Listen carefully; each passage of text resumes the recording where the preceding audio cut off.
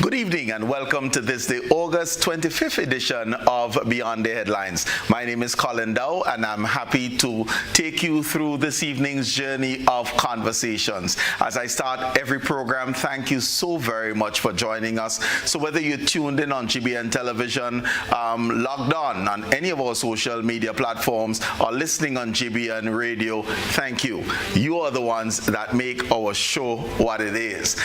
We are still in August. But we're out of carnival. So you would see when we go to the wide shot, I still have my shell from Monday morning, but that's only for decor, all right?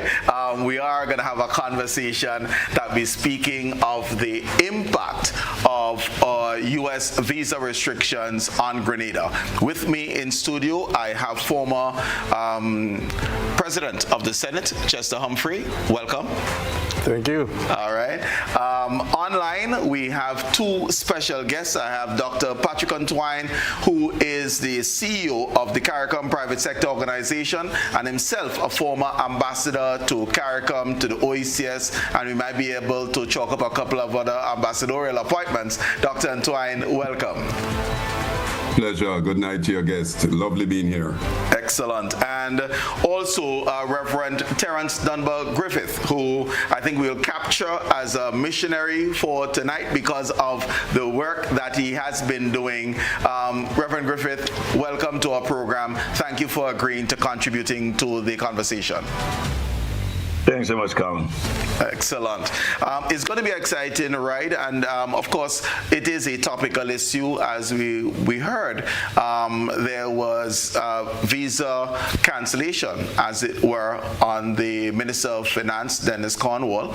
And it seems to be over Grenada's agreement in order to facilitate the Cuban medical missions. So, just if I can begin with you, just by way of background. Can you recall when the Cuban brigades began and what was the rationale for embracing these brigades? All right.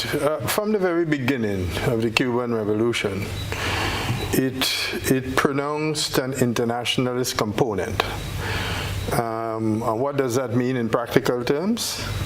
It meant that the Cuban Revolution saw as one of its purposes the aiding and assisting of mankind in improving their quality of life. So from the very beginning, when Cuba launched its very famous literacy brigade program, and it began to, because at the time of the Cuban Revolution, although Cuba was an independent state, having won its independence in a struggle from Spain, it was left with a legacy of poverty and backwardness. Its economy was dominated, especially in its leisure sector, by U.S. capital, primarily people in the underworld economy and so on. It was a mono economy just based on sugarcane and highly exploited, and vast numbers of the population lived under the poverty line. And the young Cuban revolutionaries led by Fidel, once they came out of the Sierra Maestra victoriously, decided to unleash the intellectual and mental power of the Cuban people. And to have done so was to begin a very mass national literacy program.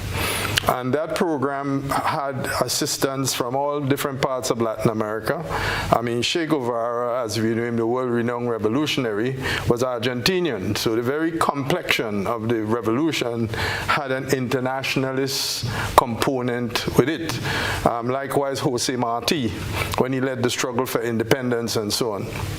And so the Cubans developed this methodology and system of assisting people throughout the world. And when the power of the educational sector was being primed, again, that was part of it. So from the very inception of the Grenada Revolution in 1979, we had a contingent of Cuban doctors as part of Cuba's internationalist program that were here. Some of them provided medical care to Morris directly at the time. but that's when it all begun. And for the very first time, Grenada I remember we were the first country in the OAS, if not about the second or third country in the Anglophone Caribbean, where we were able to do corneal eye transplants. And that was done by a contingent of the Cuban medical specialists which were here. I remember one of the first persons to have received that transplant was a guy called Morsi. Morsi was a dock worker at the time, and he had some eye problems, and he was the first person in Grenada, and indeed the entire OECS, all right, to have had such an operation done, and that was done on Grenadian soil by Cuban expertise. So it started way back then, and of course over the years it expanded in all different fields and so on, so it was not something new. Right. And then of course Cuba is noted in the medical field. In fact, Cuba have more doctors serving internationally than the entire World Health Organization. And we've seen Cuba come to the assistance of countries, both highly developed. During the pandemic, for example, it was a large contingent of Cuban medical specialists who went all the way to Italy to perform. Cuba's contribution to the national liberation struggles in Africa, in Angola, to the end of apartheid in South Africa is well known. Cuba had sent its doctors, even during times of the Vietnam War. Cuba had sent its doctors to Vietnam all over the world. And Cuban medical specialists is highly rated all over the world. For example, I can tell you that Cuba has a well-developed pharmaceutical industry as well. Let's also remember that. And this is a small country, small population, essentially monocultural anyway, but it has these highly developed, sectors within its economy. So that today, Cuba medical achievements take in the field of diabetic amputations. Cuba has the lowest incidence of diabetic amputations in the world because Cuba has developed a methodology for treating with diabetes, diabetic ulcers and that kind of thing. They've even developed some specialized drugs and so on that they have marketed all over the world. So it is the international commitment you're saying that has led to these brigades and is cross-disciplinary medicine being part of it? Being part of it, but in all areas, whether it's engineering, we have Cuban engineers. For example, one of the largest secondary schools in Jamaica was actually built by the Cubans under the time of Michael Manley. Right. I can't remember the name of the school right now, but Cuba has this, our international airport was built within 4 years. Within 4 years, 90% of the airport was completed. Right. Patrick, what has been the impact of these brigades in the Caribbean? As we look at it, obviously there's a need that is being satisfied, but as you look regionally, what has been the impact of these brigades? Yeah, so fantastic. So from a perspective of the Caribbean, I'm not hearing. There is and can be no doubt that the Cuban medical brigades, to be precise, the Cuban Medical Brigade program, has had a tremendously positive impact on, first and foremost, saving lives.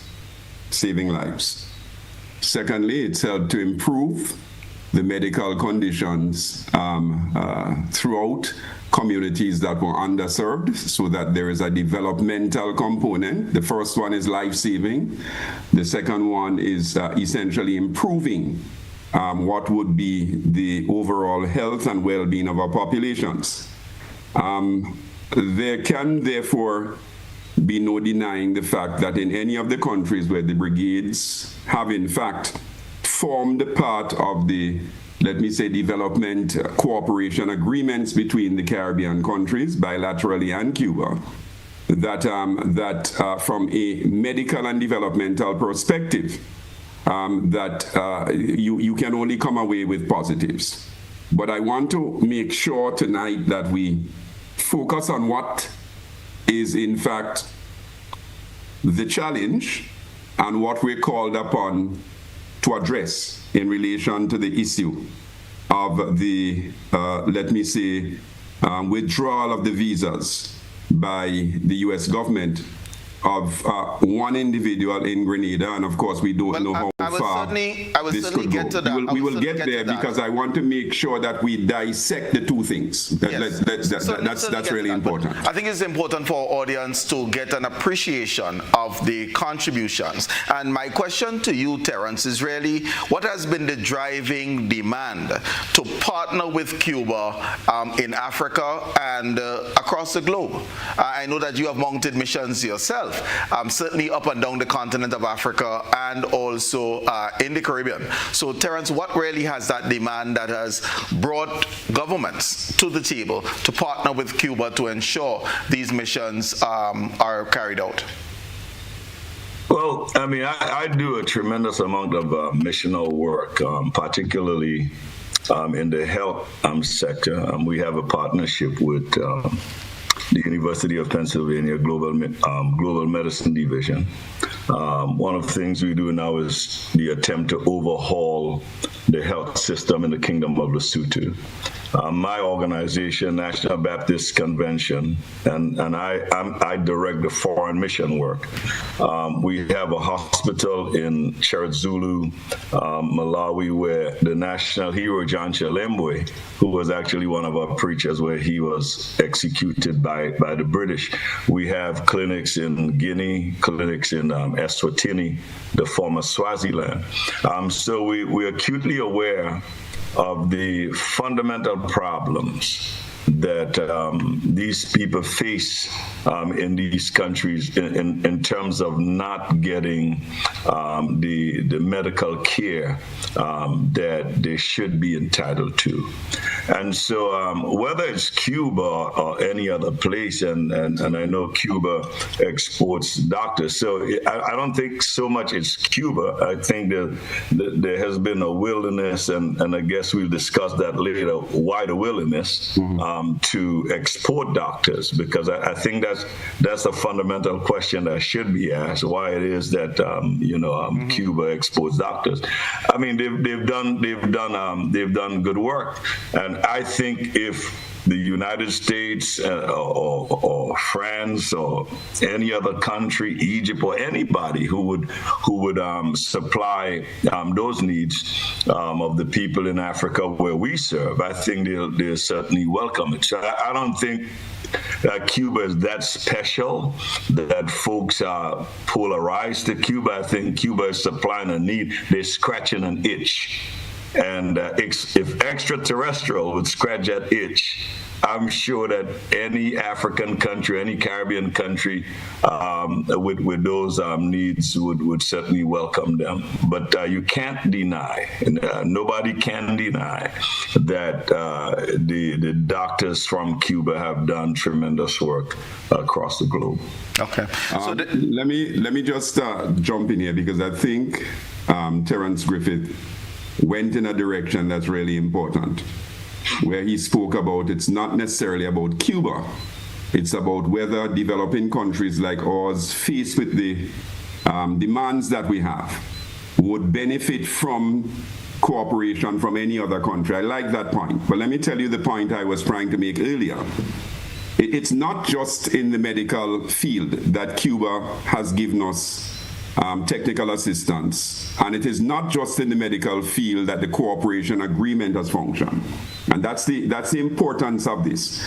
I think it's important for us in broadening the discussion to realize that we have cooperation agreements that have delivered engineers, that have delivered technical experts, that have delivered, for instance, support for infrastructure development, in addition to medicine. And that's one of the things I think we need to broaden the discussion and not to necessarily have the discussion pigeonhole us into dealing with this only from the perspective of medical professionals from Cuba. And that's part of the response that I think we have to get over. We get technical cooperation from a range of countries, including Cuba. And of course, the medical brigade is part of that. And of course, I will speak to some other things. So I think we have 2 points so far. It's not necessarily Cuba per se, though that's where the United States has messaged. In responding, we need to broaden it, but we also need to respond in saying that it's not just about medical professionals. It's about a whole range of development needs that we face, and the Cubans happen to provide a lot of that. I just want to make that point quickly. No problem. If I may come in here, I hinted at that earlier. Because let me tell you, one of our significant agricultural sector foreign exchange earners, fishing. Cuba played a revolutionary role in transforming our fishing industry. Not only did they provide us with boats and the techniques for building concrete hull fishing vessels, they taught us long line fishing, they taught us the introduction of sound charger, I forget the term, where you actually can locate fish through technology and using sound, so that today Grenada exports a tremendous amount of fish, which is one of the areas that we've not continued to follow up on, that was created by the revolution, the whole fishing and fish processing industry and so on, and we export quite a lot of fish to the United States. In fact, I think Grenada might be the only or among the few certified countries in the CARICOM area that can actually export fish to the European Union. Right. That's because of its quality, the techniques that we use in fishing it, and so on. So, yes, Dr. Antoine is absolutely correct. Cuba has a holistic approach. We have veterinary science. I want you to give us some impact in terms of numbers. So whether we're looking at the medical brigades or otherwise, what has the historical impact of the Cubans' international thrust been in terms of numbers? Well, let's just start with the international airport. Without an international airport, the transformation of Grenada tourism and its international linkage would have been impossible, right? And that is what has catapulted Grenada. Because I remember that under the period of the revolution, when Morris and so officially visited Cuba, Fidel did post, and it's a story I've heard over and over again from Morris himself, that Fidel said to Morris, "Oh, my comrade, what can I do for you? What does your country need?" And he said, "Well, we've always been thinking about an international airport." And well, that's not true, Chess. That's absolutely not true. I mean, historically, we got to be clear, because, and I was never a supporter of Gary, but Gary wanted to build that international airport. Let me finish. The revolutionaries argued against building an international airport. So, I mean, the international airport has benefited Grenada. Terreance, both please. The conversation will be carried on respectfully, right? Thank you. I'm sorry for that. And in terms of the fact-checking, we will do that at the appropriate time. Okay. I don't believe that anything that Chester said contradicts the fact that the airport, the location of Point Celine, the creation of the Point Celine company to start acquiring lands occurred under the Gary regime. Those are facts. That's not what is being discussed here, and nothing that Chester said contradicts that. But please, go ahead. I'm saying Morris tells that Fidel says, okay, on your return trip, you will have a contingent of technical people that will come in and do an on-the-ground check, and they'll report directly to me. And within 6 months of Morris's official visit, within 6 months, a ship came with all the equipment and stuff. Some of the early designs done by the Canadians under Gary. I haven't said anything that's factually incorrect. And then you had people like Ron Smith, who was long associated with that. Airport development and construction, all of that was brought on board. A team was put together, and as you know, and just so as you roll up and as we come in, so the relationship we know is cemented. A relationship with Grenada and many countries is not just focused on health. I mean, health gets prominent simply because it deals with life and death in many instances. But the relationship between Cuba and Grenada specifically is very broad and touches every single aspect of the Grenadian economy. What has driven that need for Grenada's continued reliance on this bilateral arrangement? All right. Well, again, it has a lot to do with Grenada's technical infrastructure and capacity. All right. As I told you, the push for Cuba's intellectual and technical development began actually with the revolution itself. When the revolution confronted a woeful infrastructure of mass illiteracy, and the Cubans realized that from the very inception that to deal with Cuba's underdevelopment and challenges, you had to have a literate population. And remember, Cuba solved that literacy problem within 24 months. They mobilized the entire population, and young students went to the countrysides with lanterns and things, teaching peasants and other people to read and write. I want to also bring us to today, because there is a continued need. Precisely. And remember, the largest quantum of doctors, Grenadian doctors trained, are probably Cubans.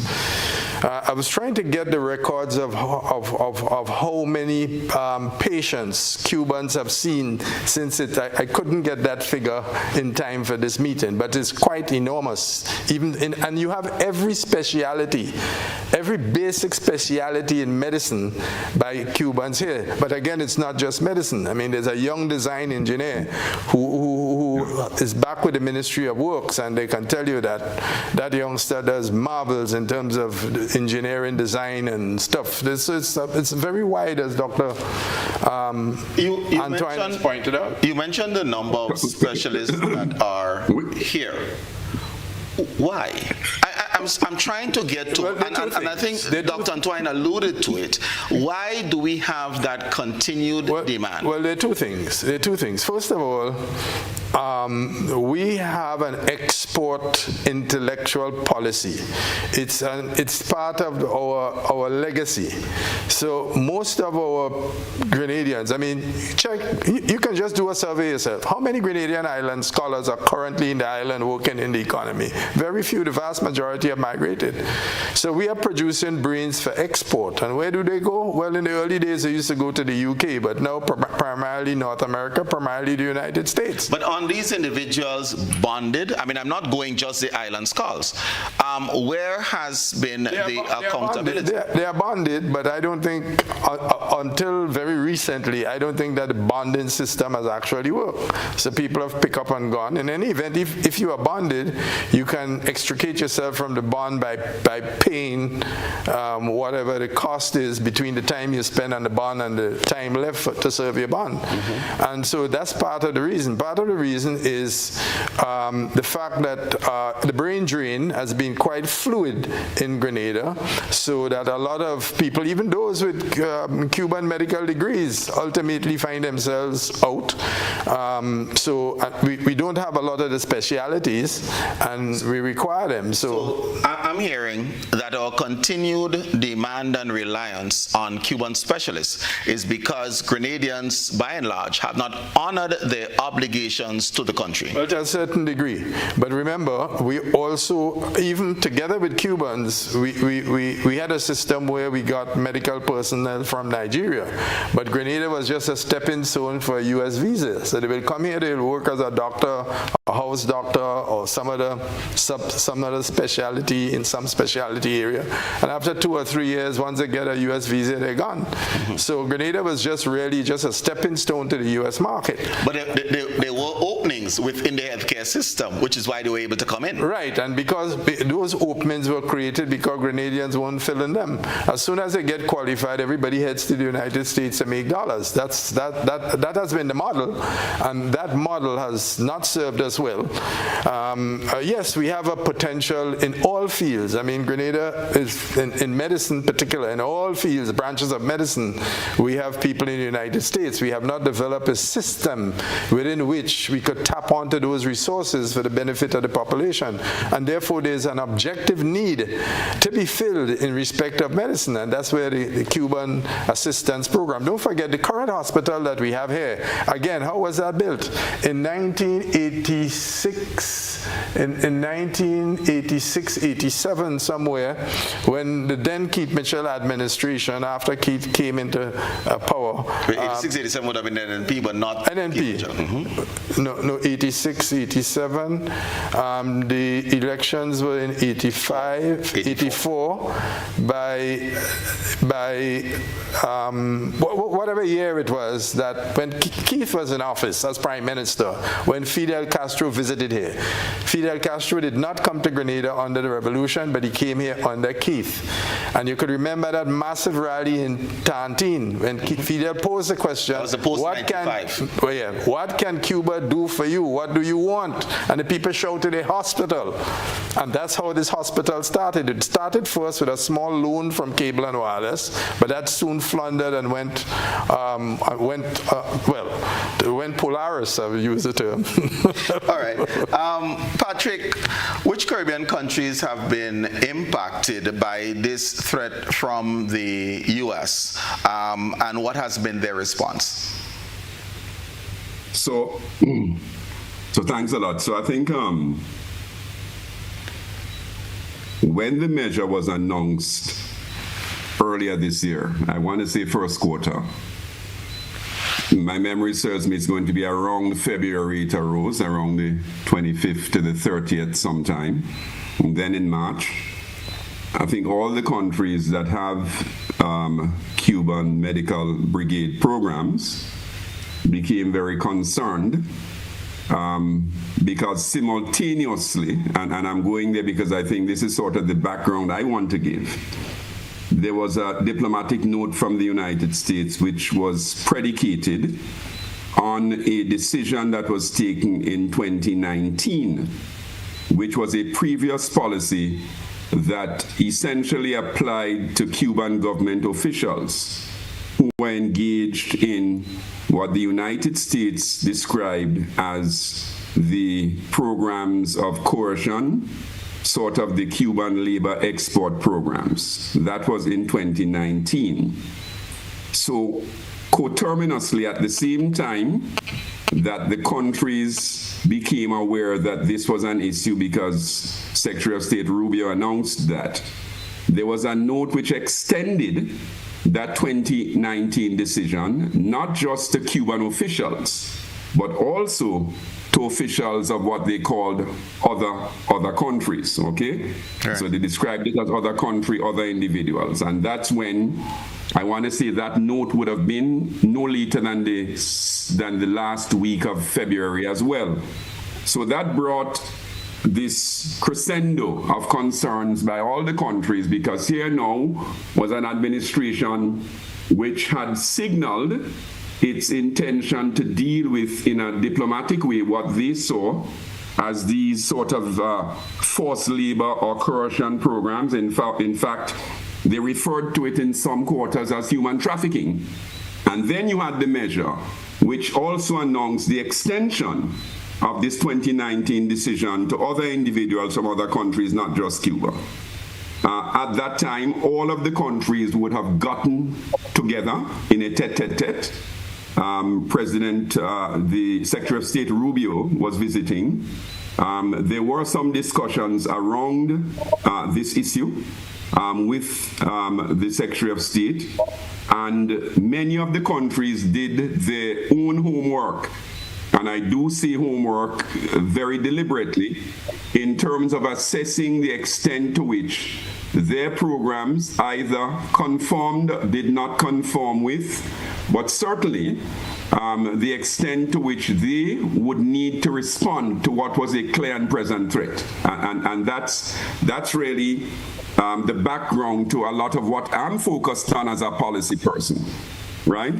So if you wish, coming from that process, and I've given the background as it is today, it appears that none of the other countries have been impacted in respect of the withdrawal of visas or those actions that I alluded to, which basically comes under the Immigration and Naturalization Act in the United States, and that of course is a Section 212 action. Not that it matters to those listening, but students listening may want to check it out. The only country that seemed to be impacted coming from that has been Grenada. Let me ask you that's the background, and that's the answer. The answer is that it does not appear that any of the other countries have in fact become a target for U.S. action in respect of the things that we're discussing My question tonight. to you, Patrick, is what is the structural difference between the agreement, government of St. Vincent and the Grenadines and Cuba, government of Antigua and Cuba, government of Grenada and Cuba, that drew attention to Grenada, but not those other OECS territories? But that's a new question, and I say so smilingly, and I'm quite happy to answer that new question in saying that the agreements I've seen, not that I've seen any, all of them, the agreements would suggest that there are no differences in the cooperation instruments themselves. I want to be clear because I am in fact very, very cautious with these matters. So the cooperation instruments, all that I have seen essentially reflect the same thing, but I have not seen all, but I rather suspect that it's the model that's been applied to all of the countries. That's the first answer. The second one has to do with how it's implemented. Member states that are partners in this bilateral agreement, so you have the cooperation agreement, and then you have how it's implemented. Member states have latitude, I suppose, in how it's implemented between themselves and the government of Cuba. But I want to be very clear in saying that those that I've seen are all structured the same. Yes, the elements are the same, but I rather suggest that the difference may be in how they may be structured in implementation. Is housing provided? Is housing not provided? Is transport provided? What's the extent of the transport? Is an allowance given? Is an allowance not given? That's implementation, but the structure is the same. That's the answer I want to leave with. Any idea as to what, if the philosophical agreements are the same, what in Grenada's implementation may run afoul as compared to the other territories? I'm not, as my colleague would say, the custodian of what would have run afoul in relation to the agreement itself. That's the first answer. Mm-hmm. The second thing is, somehow I don't get a sense that this is predicated on the agreement. I get a sense that this may be predicated on other things, and I like this stepwise way in which you're approaching this discussion tonight.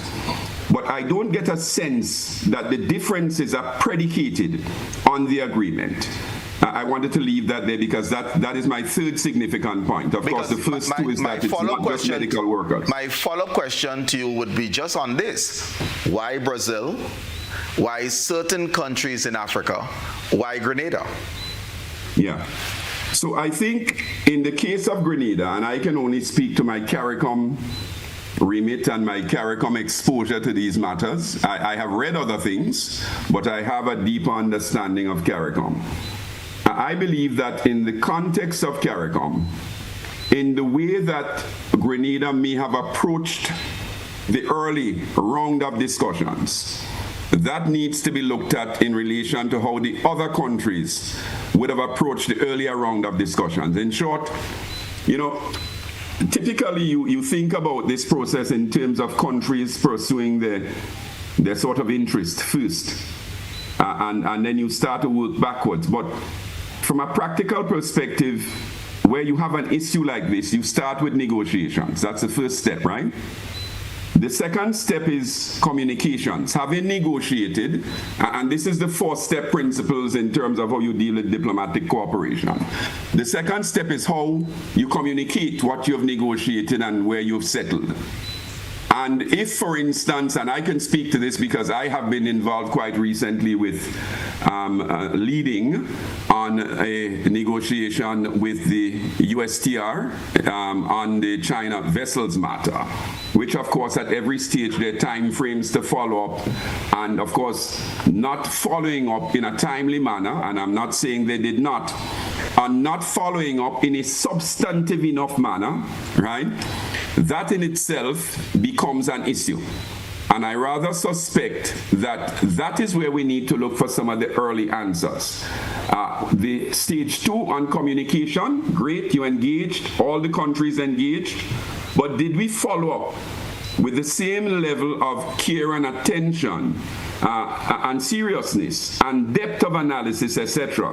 My dear friend and colleague, and I often refer to him as my big brother Chess, right, spoke about not having the statistics at hand. But the stats are important, and I think the way that this may have been approached in the first instance, and I happen to know that there's been a lot of good, strong, dedicated first order strikers now on this matter.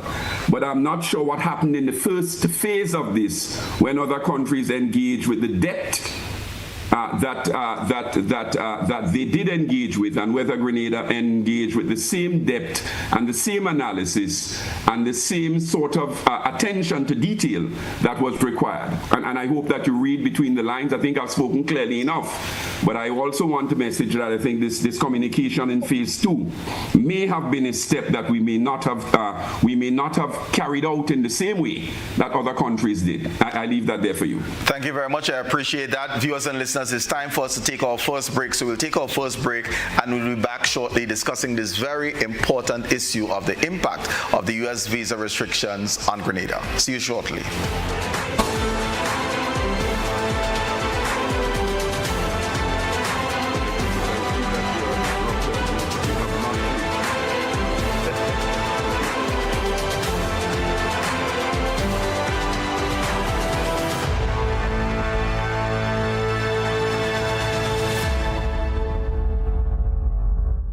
At Oasis Pet and Garden, we bring you the best products at the best prices nationwide.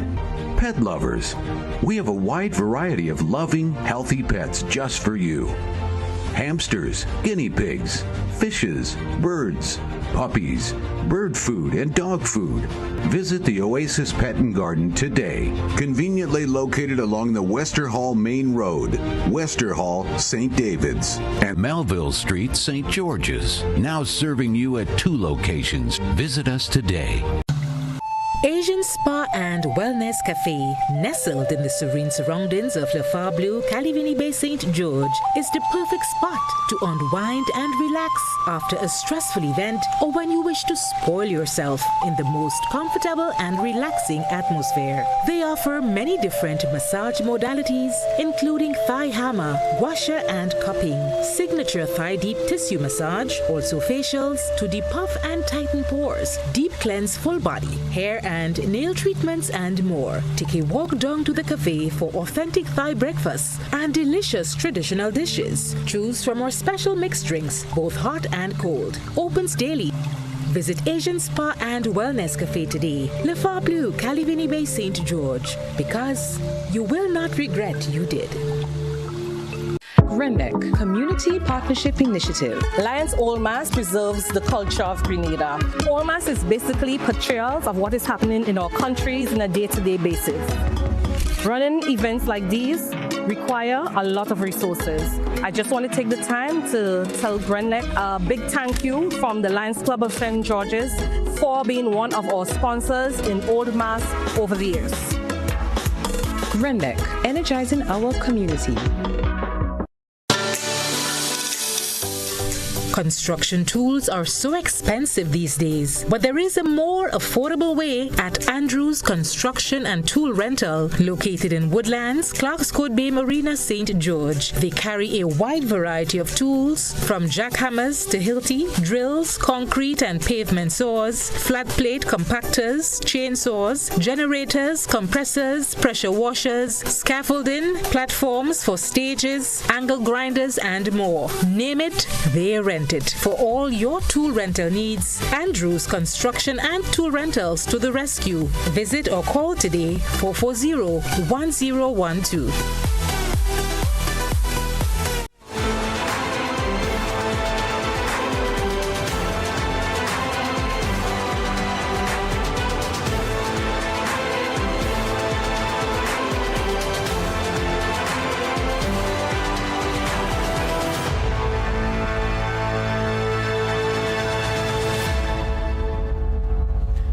Welcome back, viewers and listeners. We're speaking of the impact of U.S. visa restrictions on Grenada.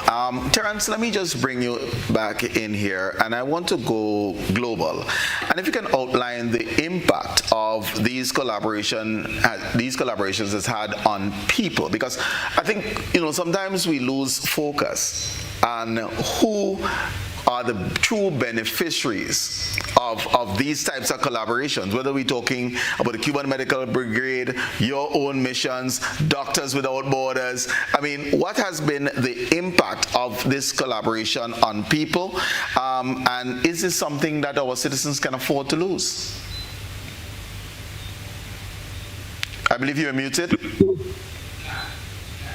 No, I'm not muted. Go ahead. Yeah, I don't think it's something they can afford to lose. And certainly when these things, having dealt with multiple countries in Africa, when these things come to these countries and even the Caribbean, it benefits the people. I think, and maybe I should go back to what Patrick was actually alluding to. I think the fundamental problem why citizens lose the benefit is because of the folks we have negotiating. And that is a problem. I read a book years ago when I was at GBSS High School. I read this book, The Peter Principle. In the book, Dr. Peter talks about the competent, the incompetent, the super competent, and the super incompetent. And if I were negotiating, let's say I was in charge of Grenada, I'd call somebody like Patrick Antoine or some other individuals who have the requisite skill, and understanding to negotiate. Not because somebody is a minister means that they have the requisite skill to really bring benefits to the country or to negotiate. And so when I deal on a global perspective, even though, Colin, I may be the director of global missions for National Baptist, I may not of necessity have the requisite skills to take part, but not take part or to spearhead a specific negotiation. Mm-hmm. And so, for example, when we were negotiating with the University of Pennsylvania, I had to bring in people, a woman called Dr. Ruth Patterson, who really understood. She's a medical doctor. She teaches medicine at the university. So she spoke a language that I didn't speak. And I think the problem now, because ultimately we're talking about Grenada, the problem Grenada is facing is simply because you have the wrong people on the bus. You have the wrong people negotiating. And then also you have to be careful, and diplomats will tell you that. They have to be careful with the choice of their words, what they say and how they say it, because these things can be misinterpreted, and then the people on the ground lose the benefit because of one ill word that somebody may say that escalates a situation. Mm-hmm. So I think the right people, and it's not too late to salvage the issues that Grenada is really having. And I guess we'll get into the depth of this issue because there's some things, and you didn't ask that question, so I'm not going to answer it here. But I think the right people, the government needs to get back to the table, the drawing board, and to figure out whether they like the person or not, whether the person is part of the party or not, but to bring in the right people to participate in talking to the U.S. government to get this thing resolved. Yep. People who have clear heads. You know, when you in government, you can't just shoot off at the mouth and the top of the head. You need to bring in level heads, and I believe if that's done, Colin, you'd see a sort of change. Now, I don't know, y'all could possibly help me out, but I think Patrick talked about it. St. Vincent wasn't penalized. I don't think Barbados has been. You know, Grenada has been singular. The question is why? You know, or maybe I should say, what are the reasons? And have we asked these things? Has Grenada really sat down and figured out what are the reasons why we are in this situation today? And not Barbados, not St. Vincent, not the other countries that have the same program. And I think when Grenada can answer that, they'll find a solution to the problem. But again, my recommendation is to find somebody like Patrick Antoine who has the requisite skill to sit at the table, whether you like him or not. Because you don't have to like somebody in order for them to sit at the table. So whether you like him or not, bring him to the table, bring somebody else who has that experience to really talk with the U.S. government, talk with the State Department, and figure out how this problem can be solved. But the other underlying issues that I think need to be addressed as far as this medical program is concerned, and I guess you'd raise those questions shortly. I'd want us to help the Grenadian public to understand what losing this collaboration or a serious reduction in this collaboration will mean for us as a people. And this one is open. You know, if there is a major degradation of this, what will this mean for Grenada?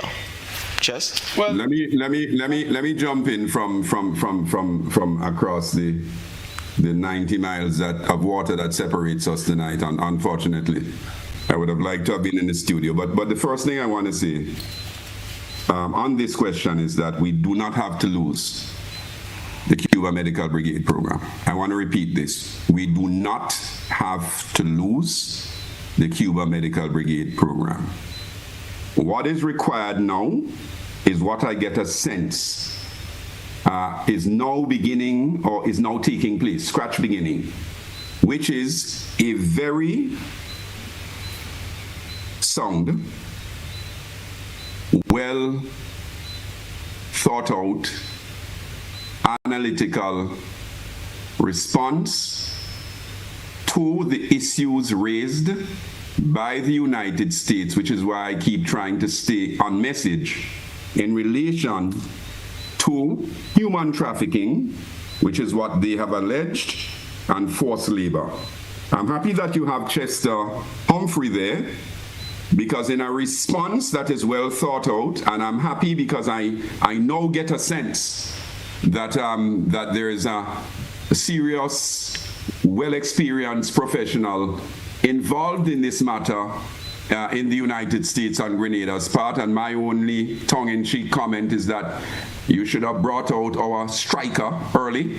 It was not so, but a response, Chess, would simply address the issues raised. First of all, that Grenada is a signatory to the ILO conventions, that we have Article 29 on forced labor, Article 105 on the abolition of forced labor, Article 111 on employment and occupation and so on, and various international conventions, which essentially make it clear that having conformed to all of these, Grenada does not violate, and where we did, we would be ready, willing, right, to engage in remedying it pretty expeditiously as a matter of priority. The Prime Minister, I think, has to leverage his reputation here as a lawyer, where he would basically say that he's aware of the contents and he himself takes responsibility, heading the cabinet, in terms of how these things are implemented, and that the Cuban Medical Brigade program conforms in all respects to this. And then there's some other things we needed to go down. So the point is that what is required now, because I think the measure is there already, We're now trying to fix it. There's no need rushing. We must move as swiftly as we can, but we must be deliberate. But in doing that, what is now required is the engagement. We now need to follow up with a very, very focused response to the U.S. administration on this matter, which has a number of components, not just the ones I've mentioned. That's a Section 1. A Section 2 is the number of Cuban medical persons under the program. A Section 3 is how many have been under the program in the last 15 years. A Section 4 is how many others have been part of this program over the period. A Section 5 is that the passports are not withheld and are in the possession of the Cuban medical workers when they're in the Grenada. Section 6 is that, look, in terms of the conditions of work, they are not in fact discriminated against relative to Grenadians or any others. This now requires deliberate and focused response. But I have to land where I began. We do not have to lose the Cuba Medical Brigade program. What is now required is for us to engage this matter with a level of seriousness that is required, which again, I make the point, I'm not trying to cover the government, but I have a sense based on what I've picked up from good sources at various levels in CARICOM, that this matter is now being treated really seriously by one of our best diplomats, and I'm simply making the point we perhaps should have done that to begin with. I wanted to leave that there in responding to the question because I want to just bring the temperature down, that we're going to lose the support we got from Cuba on this. And of course, the other things that I heard Terreance mention in terms of the other countries that provide the services, that's part of the response. The other things that Chess mentioned in terms of the broad level of cooperation we get from other countries in various other disciplines is part of the response. You know, and the Chess, in terms of what you mentioned on the doctors, yes, there is a problem where we have, my understanding is that, and I call the host from time to time when I have questions, but my own information is that we've trained 216 doctors over the last 10 to 15 years with scholarships from Grenada, and that less than 10 are actually in Grenada. This comes from good sources. Apparently, there is a piece of consulting work that may have been completed recently, and I think it helps to make the point you're making, Chess, and all of that must be part of the response. And most of these people go to the United States. Again, all of that has to be packaged properly. And I think if that's done, then the kind of responsiveness we will get from the United States, like the other countries, is going to be different. I trust so. Unfortunately, it comes at a time when we're facing several other battles. But my quintessential point as I wrap up is that I understand that we have a striker who is now essentially doing a lot of this good work, which should have been done at the beginning. All right, Chess? Well, I don't know.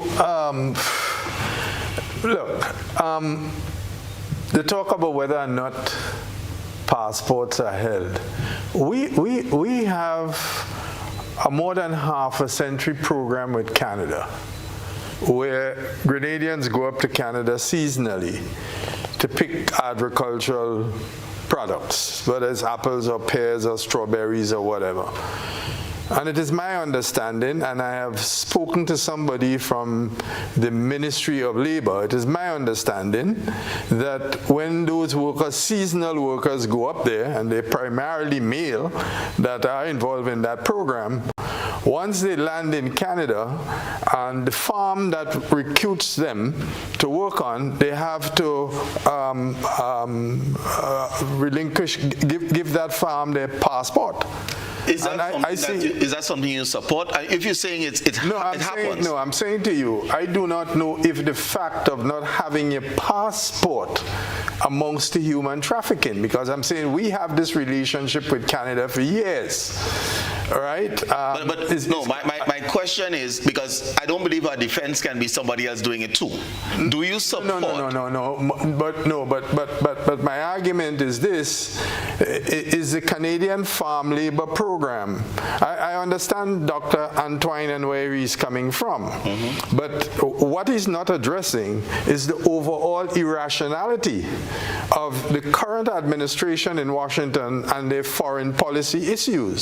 I mean, look at the relationship, the deteriorated relationship between Canada and the United States on the trading issue. So I am not sure that it is something we did. In fact, let's be clear, Dr. Ralph Gonsalves said, and he said it earlier than Minister Cornwall, that if they want to take his passport, so be it. Ralph Gonsalves said so openly. So I think we're trying to find a reason of why Grenada was selected, and we seem to be suggesting it is something that Grenada did. I'm saying in the face of what is clearly an irrational and erratic foreign policy by the United States, but there can be no doubt about that. But I don't believe that can be the explanation. And this is what, even irrational behavior has some rationale behind it. In other words, Grenada was singled out. It wasn't pulling Grenada from a hat. Grenada was singled out. But I'm saying to you, the question, I don't know what the answer is. Yes, I think the two of us want to say something on that point that to it the is host. Grenada's responsibility. I mean, I have heard one of those self-opinionated so-called advisors who has this generic title of public policy analyst, giving certain kinds of advice, seemingly to suggest that the best way to resolve this thing is to send all the Cubans packing because we can't fight the United States. Okay. Go ahead. I know. So go ahead, Patrick. Yeah. So I think Terreance wanted to speak first, and then I have something to say after he goes. Go ahead, Terreance. So I'm the only one here who lives in the United States. Okay. So first of all, each country has a right, to withdraw visas when they choose and how they choose to do it. Grenada can restrict folks from coming to Grenada. So can the United States. I think the issue here is, what is the fundamental reason why the U.S. has a problem? And so Patrick mentioned the ILO, right? And the ILO, their definition of forced labor is work exacted under threat of penalty and not offered voluntarily. So Chess mentioned the Canadian stuff. That doesn't make it right. If farm workers go to Canada and their passports are taken, that's not right. Absolutely not. And in the same way, if you have Cuban doctors coming to Grenada to work and their passports are taken by the attaché or the embassy, and then the majority of their money goes to the government to get around U.S. policy, because whether the blockade on Cuba is correct or right or not, that's another conversation. The issue is there is a blockade, and if the workers are being used to get foreign exchange into Cuba, I think these are things we need to look at. And the issue now is not so much Barbados and St. Vincent and the Grenadines and Antigua or anywhere else. The issue is Grenada, right? Yeah. Grenada is the country that the U.S. decided they're going to take visas from or cancel the visas from some of the ministers in government and their spouses. That is the issue. So again, Canada, we can't justify if, and I'm not saying that is so, but what I'm hearing is that there's credible evidence that, the doctors in Grenada from Cuba, their passports are being held by the embassy. And secondly, that they don't get all their money. Now, this is the problem I have. And then I'll speak to why Grenadians leave and go to the U.S. and other places. Because you talk about the brain drain. There's a reason for that. There's a reason for that. Let me frame it this way. My brother-in-law is a cardiologist, okay? Studied at SGU, did his residency at Syracuse, did his specialization, came to Grenada, all right, and was possibly considering coming back. And the attitude, like calling people JCB, just come back, That's a problem. You have a lot of professionals. I talk to a lot of professionals, former GBSS old boys and stuff, who are practicing out here in the United States. And I know people who have come back and have left because we operating medicine on an old paradigm. We operate in systems, and no government, not this one, not the one before it, not the one before it, have the backbone to actually change systems to prevent folks who want to stay in Grenada from leaving. And that is a fundamental problem. We're talking about Cuban doctors. Look, Cuba shouldn't be propping up Grenada. Nowhere, not even the U.S. should be propping up Grenada. We have enough professionals, trained individuals who can offer services to Grenada. But I get the sense that a lot of people are not welcome when they come home.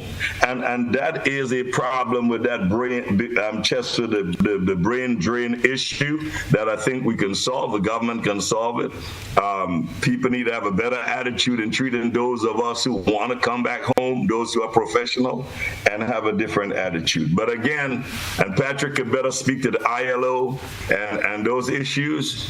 If the ILO has defined forced labor, and if the medical doctors who come to Grenada are not getting their full salary, and if their passports are being held, I think those are legitimate reasons, quite frankly, legitimate reasons to say to Grenada, look, you got to get your house in order. Yeah. All right, Patrick. Yeah, let me say the following two things for the record, because I think certainly this program will draw lots of attention.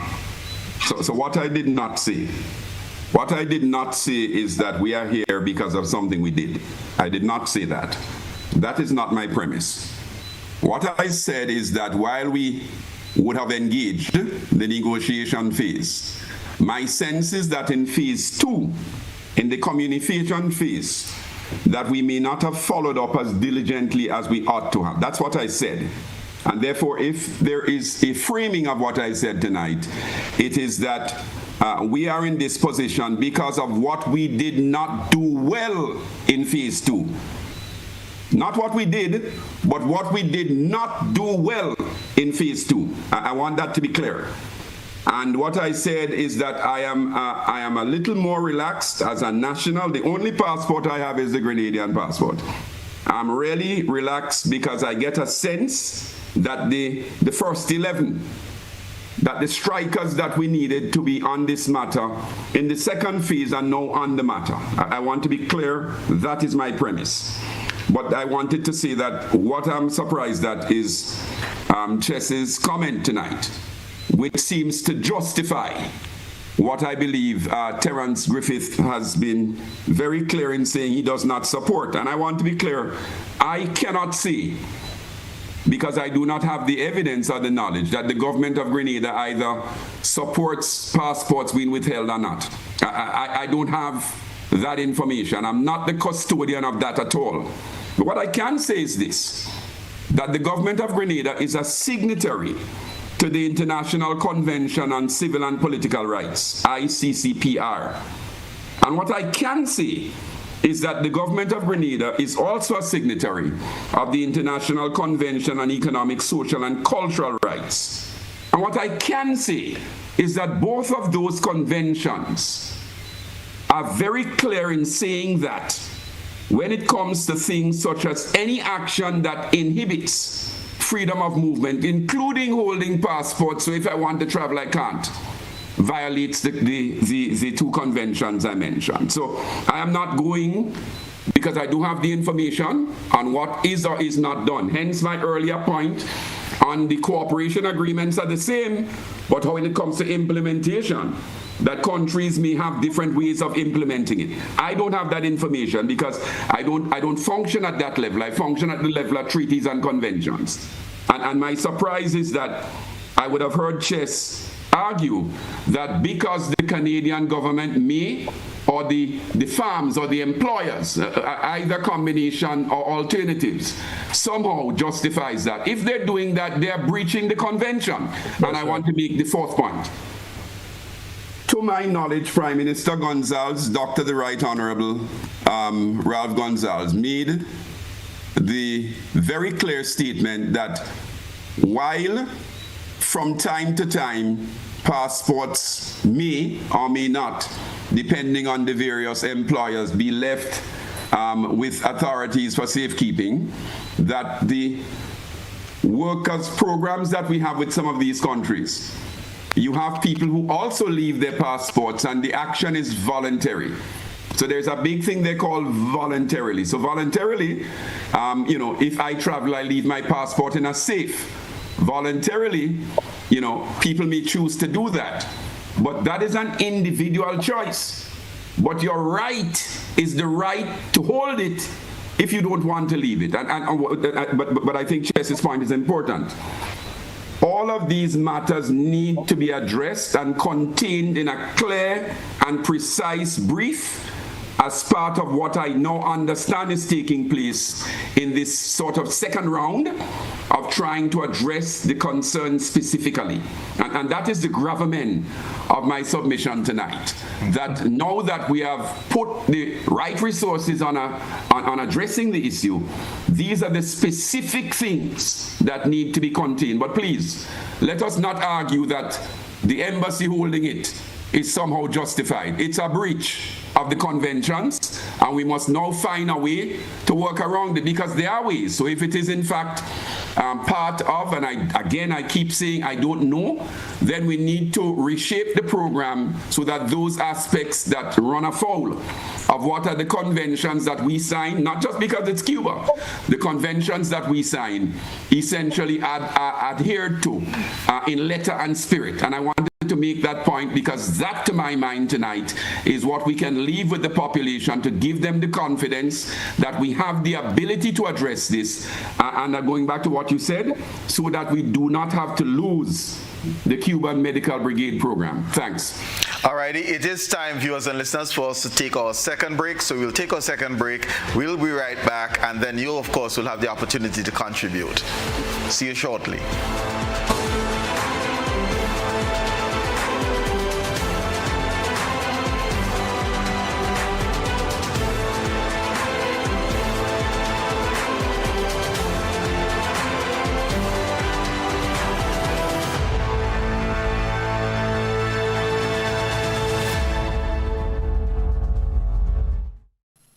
Attention all divers, snorkelers and underwater enthusiasts. Effective May 15th, 2025, all visitors to the renowned Mullinair Underwater Sculpture Park will be required to pay a small fee of US $3.50 or EC $10 per person. These fees are essential to support the ongoing maintenance and repairs of the sculptures, as well as the development of new features to ensure the park remains a world-class attraction. Payment can be made through the Grenada Tourism Authority's online payment portal, available on the Pure Grenada website, www.puregrenada.com. We thank you for your support in enhancing this extraordinary underwater product. This announcement is brought to you by the Grenada Tourism Authority and the Ministry of Tourism, dedicated to protecting and conserving Grenada's resources for the enjoyment of all.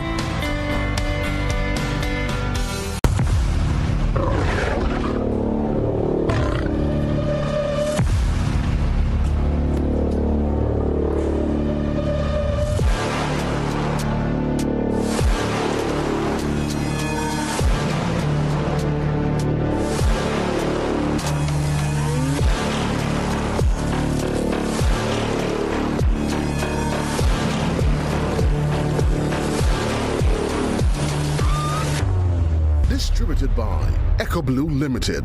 Visit us on the Lansopine Main Road or call 405-4818. At Oasis Pet and Garden, we bring you the best products at the best prices nationwide. Layers and broiler chicks. All animal feeds and supplies available, including supplements, waterers and feeders, and lots more.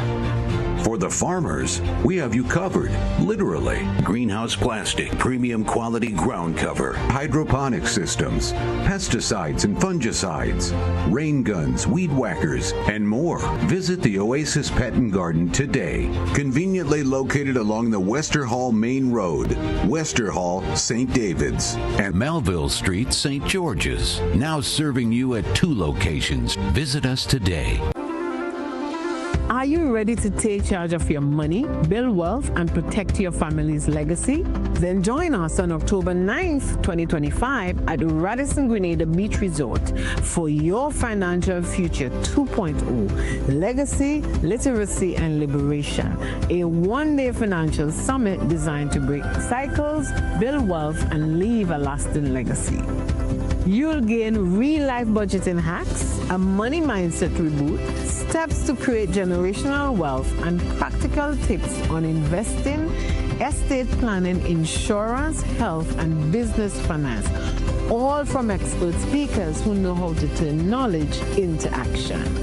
With 2 inspirational keynotes, 3 powerful panel discussions, and 6 breakout sessions, you will leave with your personalized action plan for success.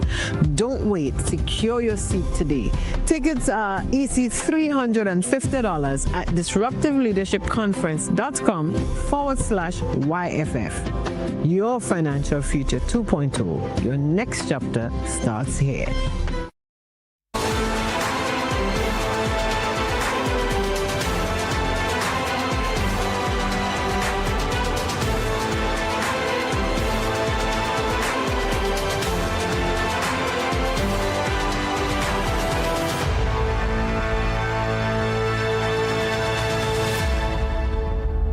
Welcome back, viewers and listeners. We're discussing the impact of U.S. visa restrictions on Grenada.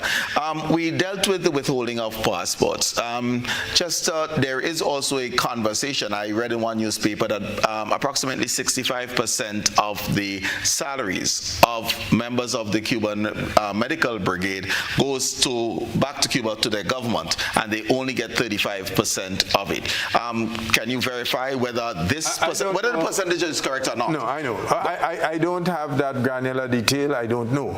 I don't know. So that's the position that I'm in. I can't say, yes, this happened. No, it doesn't happen. I don't know. Right. But my question is, what's so wrong with that? I mean, for example, all of my kids went to private educational institutions. I am still paying a loan to the Grenada Development Bank for money I took to educate my son. And I have to do a salary assignment. What's wrong? And I'm not aware that there are any standing accusations against Grenada at the level of the ILO for breach of any of its conventions. I don't know that exists. So I'm saying, even if a percentage of one salary goes back to a state that educate you from cradle to grave, you get free books, you get free schooling, you get free uniforms, you get free meals, and to provide you and educate you to the level of a celebrated medical technician.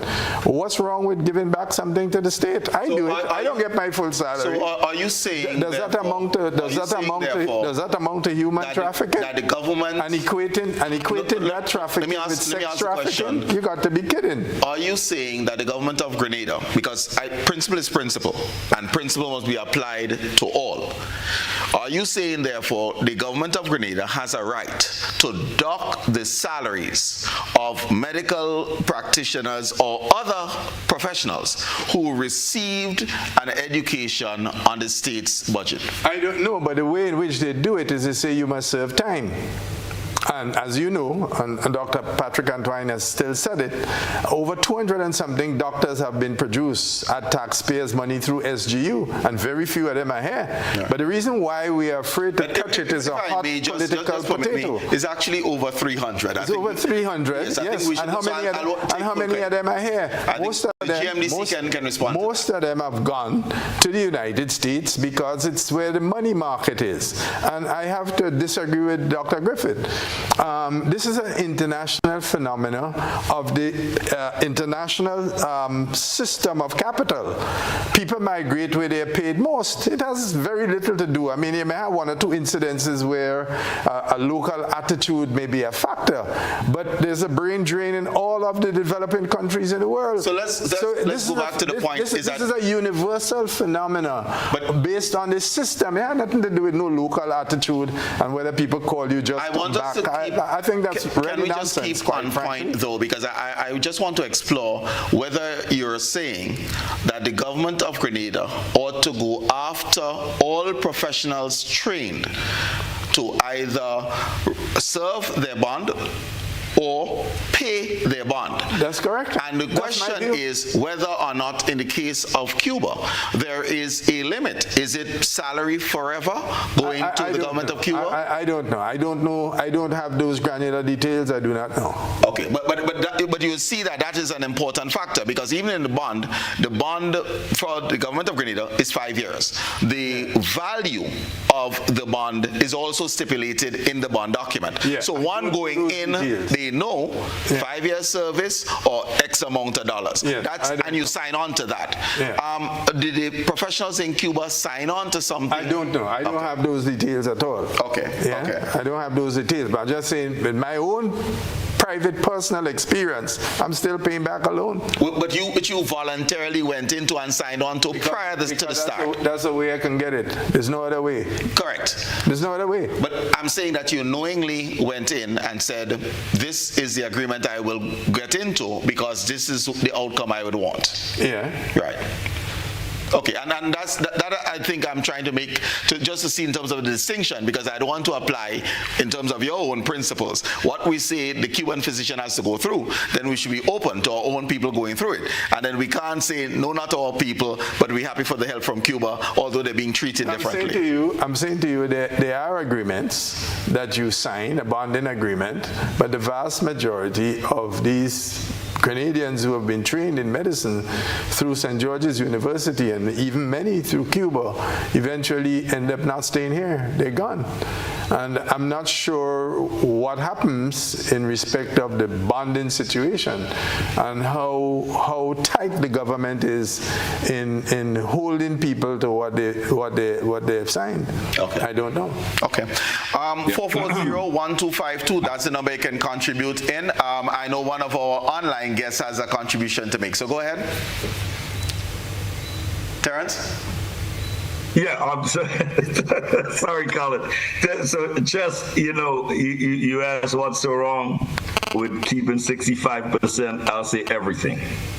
Everything's wrong with that because, again, I agree that, folks who've been trained by SGU, they should put in some time. A lot of these kids, they go to SGU, they come to the United States, they go to like Syracuse and all, and then after they finish their residency here, they have to put in some time in some impoverished U.S. city to give back to the United States.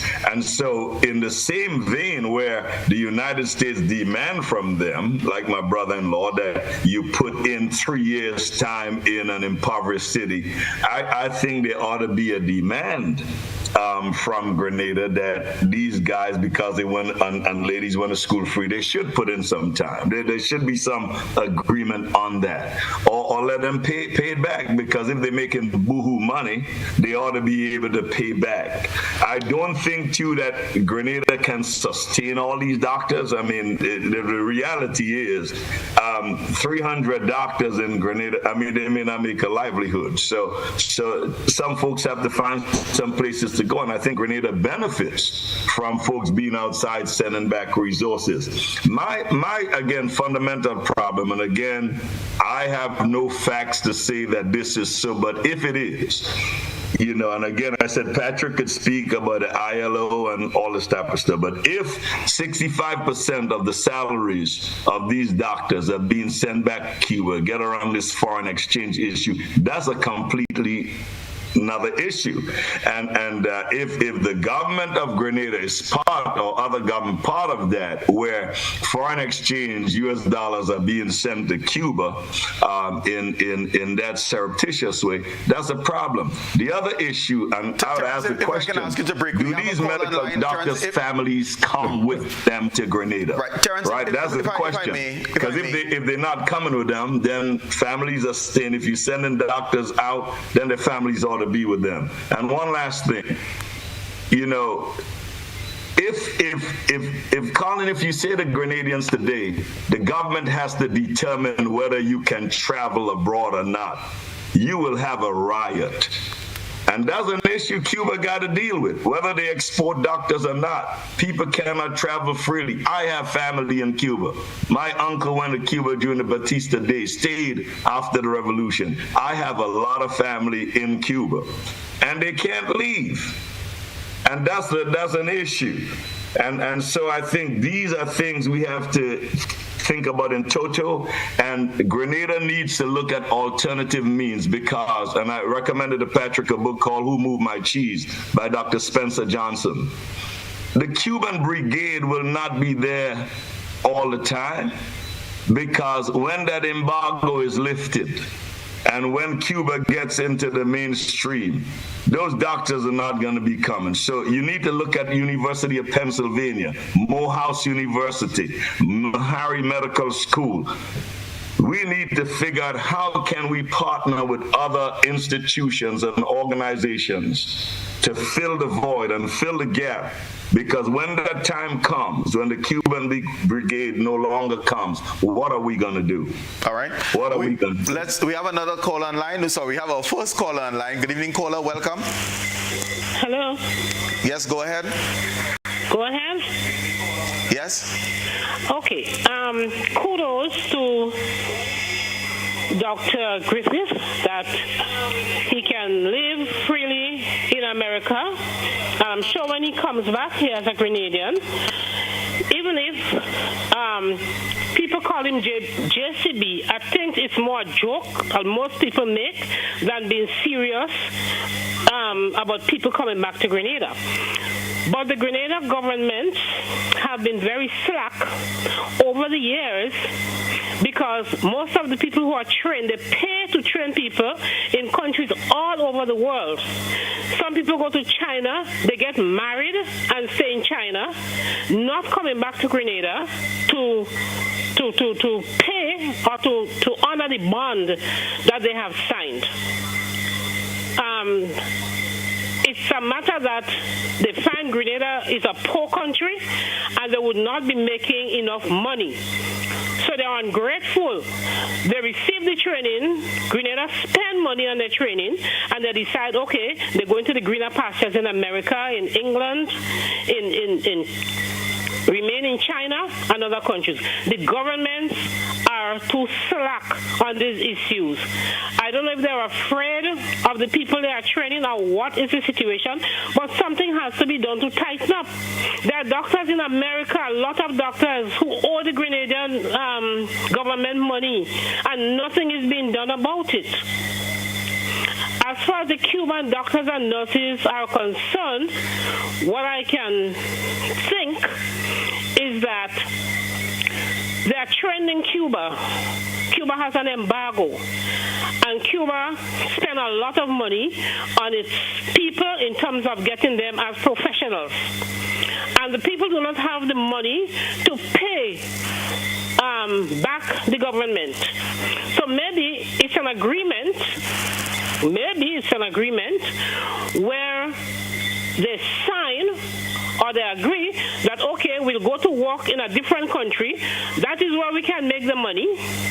The country takes care of certain things, and some of the money go back to Cuba to pay for the training and to facilitate other people, other Cubans, to be trained as well.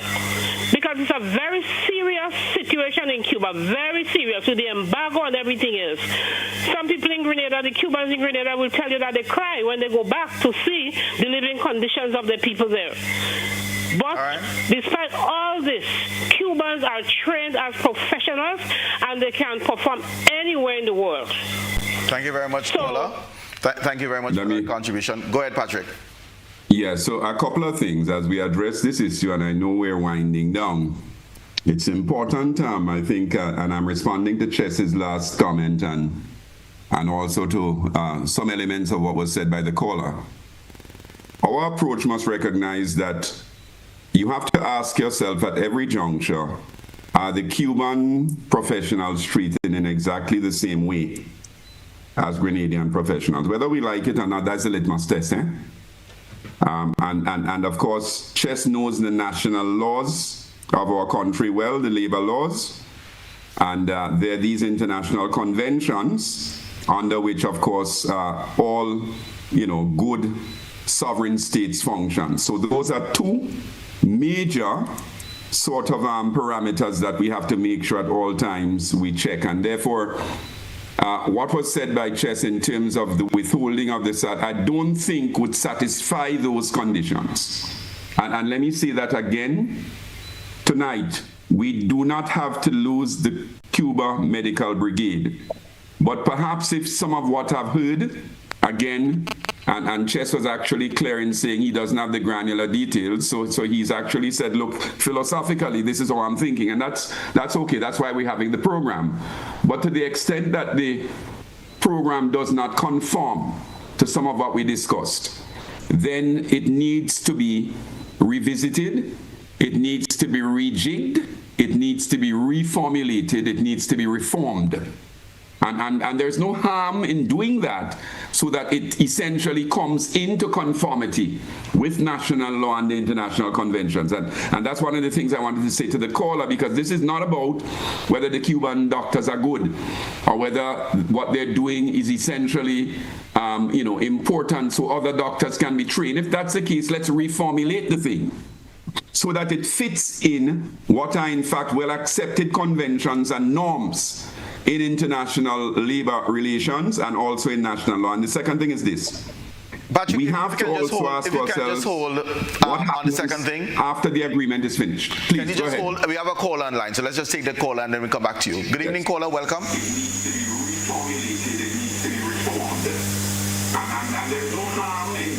Caller, would you listen on your telephone and make your contributions, please?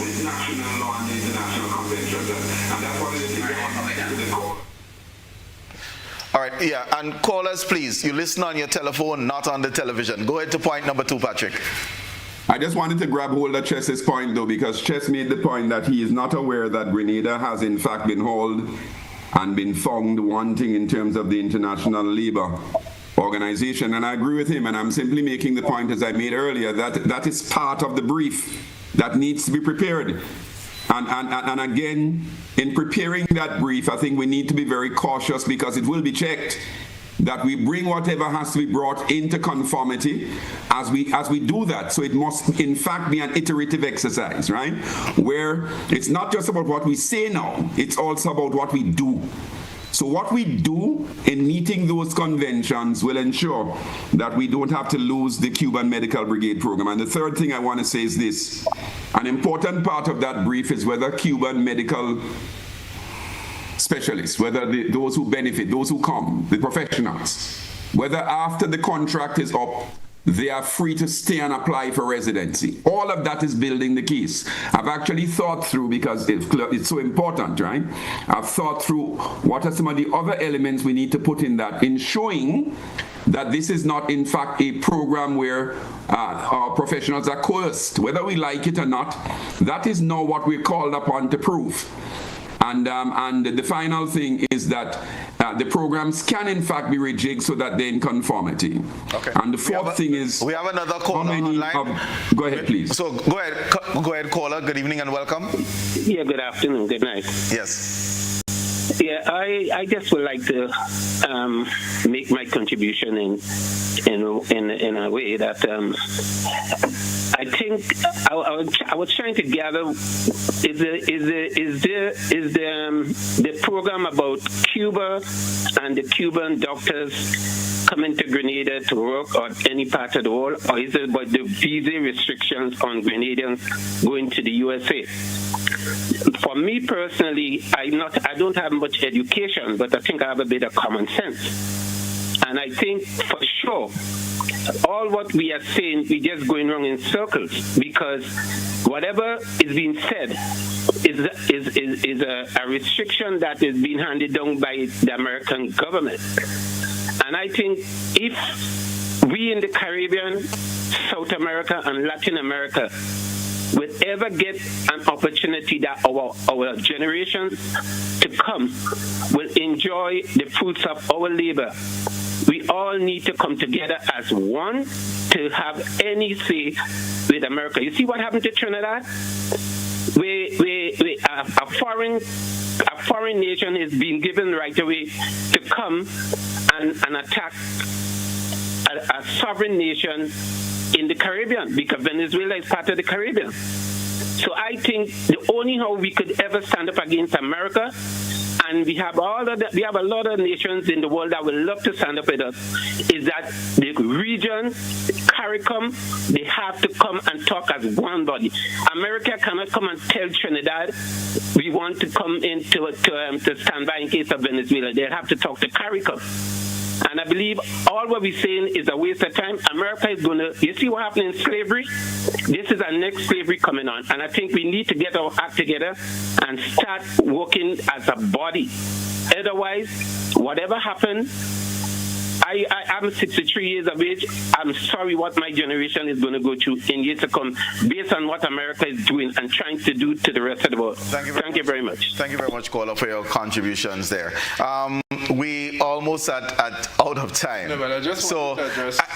So we'll have the opportunity to do a round. Just I would let you go first. You'll make your comment, and then I'd want you to also say what you would want to see as the ideal state of play at the end of this all. Yeah, I just wanted to inject one fact that I know, and that is, factually, several Cuban medical experts and others have come back to Grenada after they finished their term.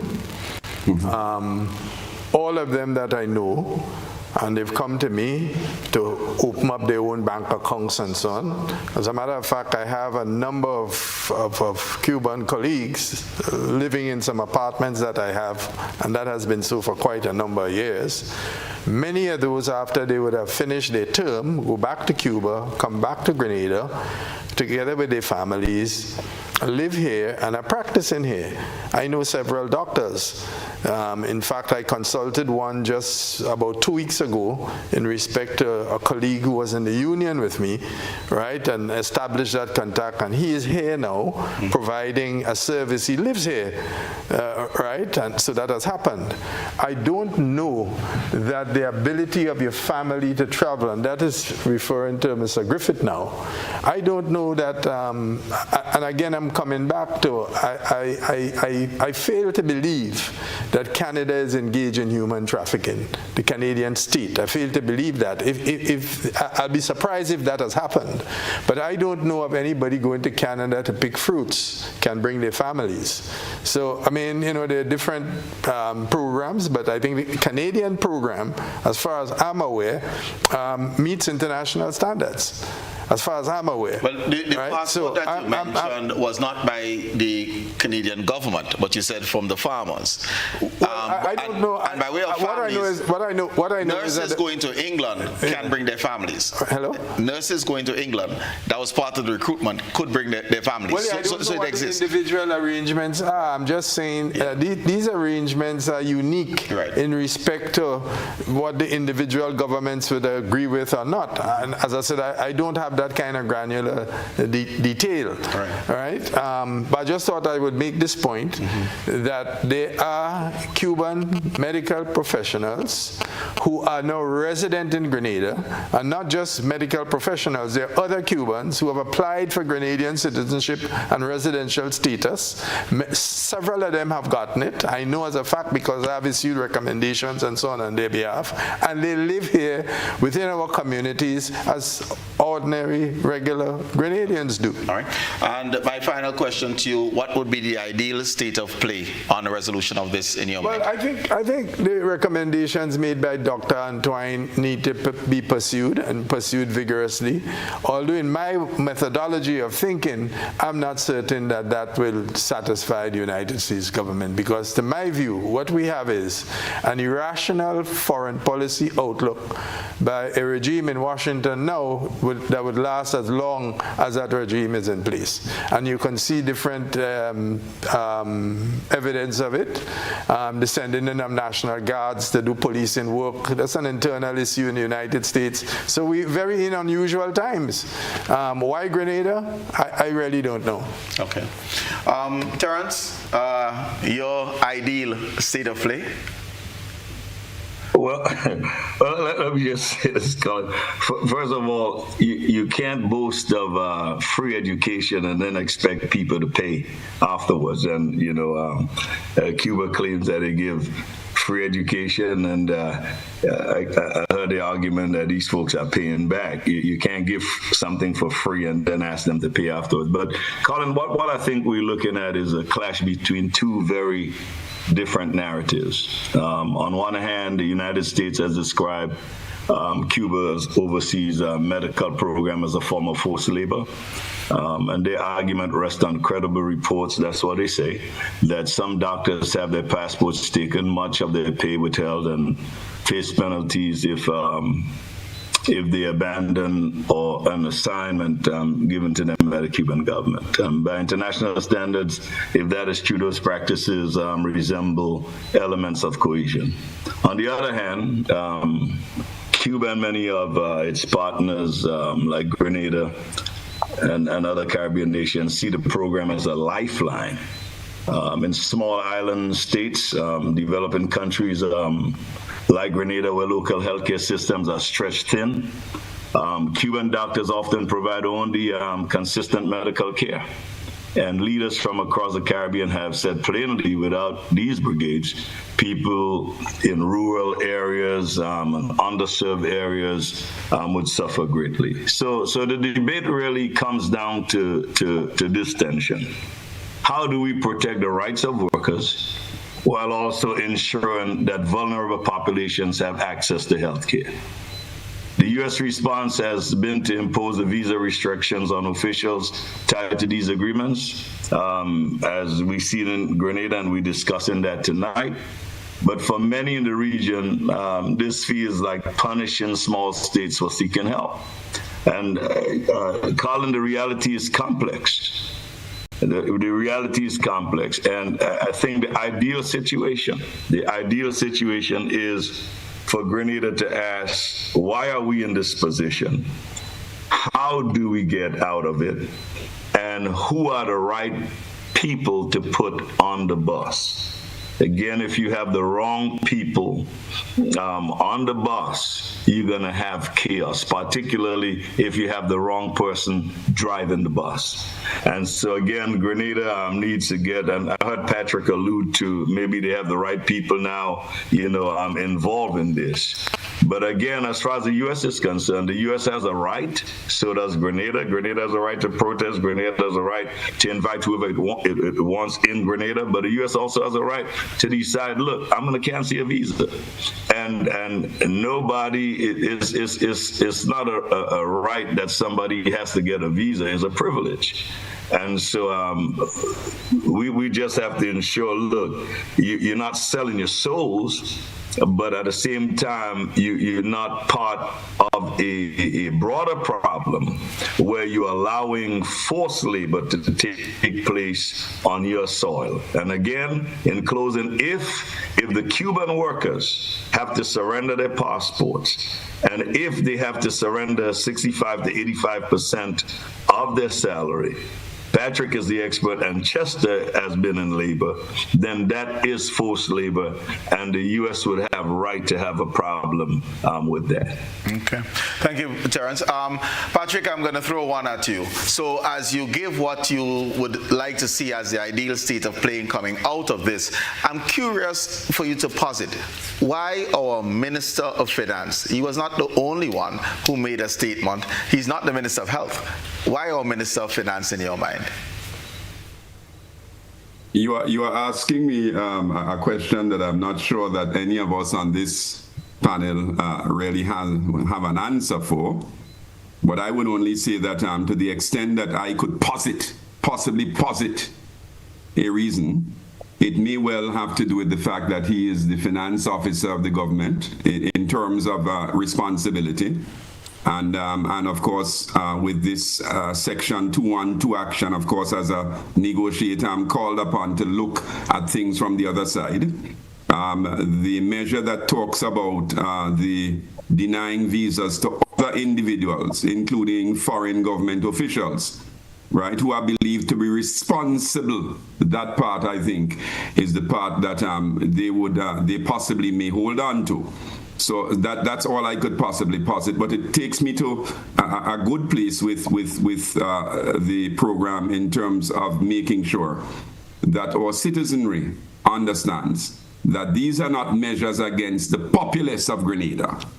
They're measures that essentially have, in far as we know it, deal with government officials that have been linked to this program that the United States in 2019 first announced against Cuban officials and then extended in February of 2025. And in my wrap-up, I want to say that we are equal to this task, that Grenada has a wealth of professionals who are willing, ready, and able to assist. I am very clear that I am, in fact, increasingly satisfied that we now have the right hands at the diplomatic level dealing with this matter. I want to say, though, that what now needs to be done is an exercise in thoroughness, is an exercise where we must ensure that we have in this sort of second phase a strong, carefully considered, factual, and strategic response to the issues raised. And if that calls for some reform of the existing program and rejigging of it, we must also be ready to engage in it. And if it's important to us, we will in fact spend the time working with our Cuban counterparts in ensuring that this reform takes place. And as I wrap up, I want to say that Grenada must always, as a small state, remember that our responses must be pragmatic. They must, and perhaps are best received when they're non-ideological, and that we must continue to view our civilization, because we're small. You know, we are about 195th out of 220-something countries in terms of trade. That's how small we are. And therefore, Grenada must continue to see itself as a friend of all and an enemy of none. And having myself engaged in negotiations with the US government on the China-built vessels, I can truly say that I think if we do our work well, we are going to be successful at convincing our colleagues that, in fact, our measure does conform to the international conventions and also national law. And so I am in fact, as I wrap up this program tonight, just going to see that a number of the things that Chess raised must also, from the other side, be looked at as issues what we must include in that brief that I said must be carefully considered and strategic. So none of the issues raised by Chess or by Terreance, who spoke about not just Cuba but all the countries and all of the various competencies we benefit from, must be left out of that brief. And it is only left for me to thank you for an excellent program and to say how much I enjoyed being here with my two colleagues as certainly as participants tonight. Dr. Patrick Antoine, Reverend, soon-to-be Dr. Terreance Griffith, and the former President of the Senate, Chester Humphrey. Thank you all so very much for contributing to this evening's program. To you, our listeners and viewers, you're the ones that make it happen. A practical approach, a pragmatic approach, one that is centered on Grenada and Grenada's development, recognizing the needs of others. If you are going to be a skilled negotiator, you need to be listening. We need to be listening as we move forward in resolving these issues and continue to advance our diplomatic relations. Thank you so very much for joining us, and I look forward to being with you once again in the next 6 days, 22.5 hours. I'm Colin Dowe. Take good care.